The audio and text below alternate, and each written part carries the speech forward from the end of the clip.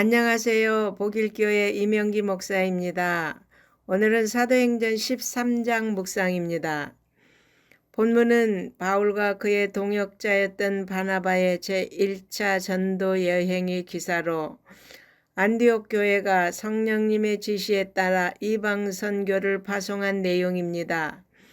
당시 이방 선교는 시간적 차이는 있지만 바울 일행 이외에도 수많은 사람에 의해 이루어졌습니다.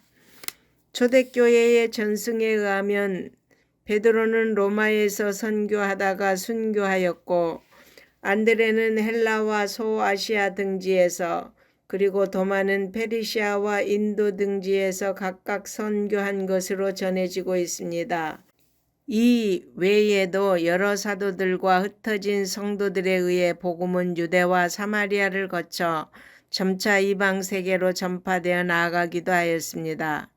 그러나 저자 누가가 본서의 후반에서 바울의 사역만을 중점적으로 소개하고 있는 것은 자신이 사도 바울과 전도 사역에 함께했을 뿐 아니라 바울의 전도 사역이 복음이 땅끝까지 전파되는 과정을 가장 분명하게 보여주고 있기 때문입니다.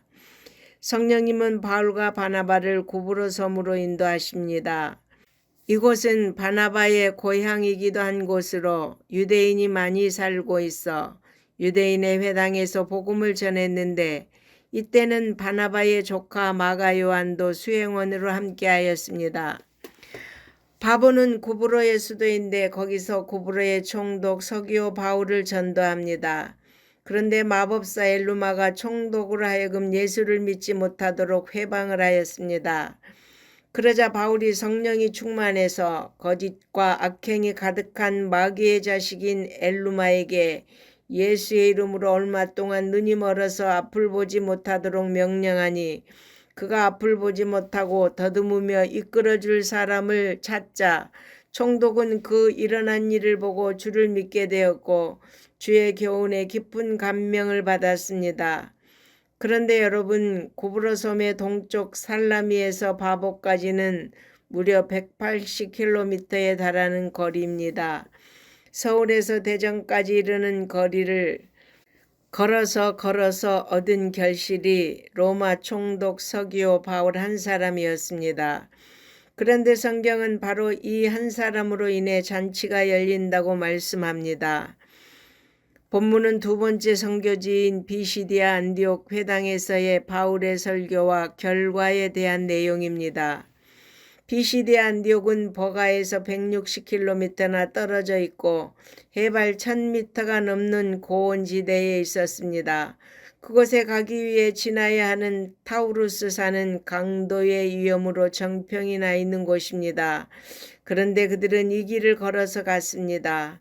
참으로 감동스러운 모습입니다.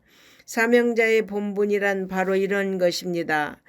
두 사람은 그곳에서도 먼저 유대인의 회당에 들어가 복음을 증거했습니다. 이때 바울이 전한 설교의 핵심은 예수가 메시아라는 것, 유대인들이 죽인 예수를 하나님이 다시 살리셨다는 것, 예수를 믿음으로 말미암아 구원을 얻게 된다는 것이었습니다.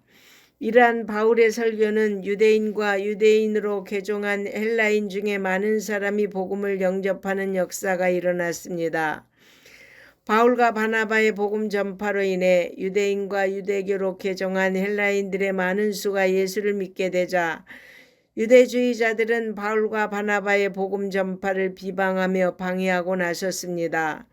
이에 바울과 바나바는 복음을 듣고도 거절하고 불순종하는 그들을 향해 이제 이방인에게로 가겠다고 선언합니다. 이 선언을 들은 이방인들은 기쁨으로 복음을 영접하지만 유대주의자들은 그 지역의 유력자들을 선동해서 두 사도를 박해하고 그 지역에서 쫓아냈습니다. 그러자 두 사도는 그들을 향해 발에 티끌을 떨어버리고 이고니온으로 갈 수밖에 없었습니다. 참으로 유대주의자들의 배척은 바울과 바나바 두 사람에게 큰 고난이었습니다. 그러나 그 고난은 그들로 하여금 다른 선교지로 향하게 함으로써 복음의 진보를 이루게 하였습니다. 성도에게 임하는 모든 고난은 우리에게 믿음의 진보를 이루게 하기 위한 하나님의 섭리입니다. 또한 복음의 주도권이 유대인에게서 이방인에게로 넘어갔음을 보여줍니다. 아멘.